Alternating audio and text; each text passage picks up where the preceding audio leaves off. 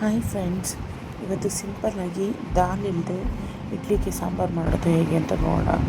ಒಂದು ಕುಕ್ಕರ್ಗೆ ಈರುಳ್ಳಿ, ಹಸಿಮೆಣಸಿನ್ಕಾಯಿ, ಟೊಮ್ಯಾಟೊ, ಅರಿಶಿನ ಪುಡಿ, ಉಪ್ಪು, ನೀರು ಸ್ವಲ್ಪನೇ ಇರಲಿ.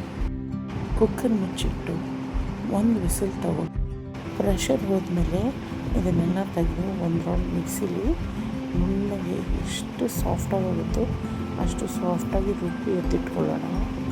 ಈಗ ಇದಕ್ಕೆ ಒಂದು ಒಗ್ಗರಣೆ ಕೊಡೋಣ. ಒಂದು ಬಾಣಲೆ ಇಟ್ಕೊಂಡು ಅದಕ್ಕೆ ಸ್ವಲ್ಪ ಎಣ್ಣೆ ಹಾಕಿ ಸಾಸಿವೆ,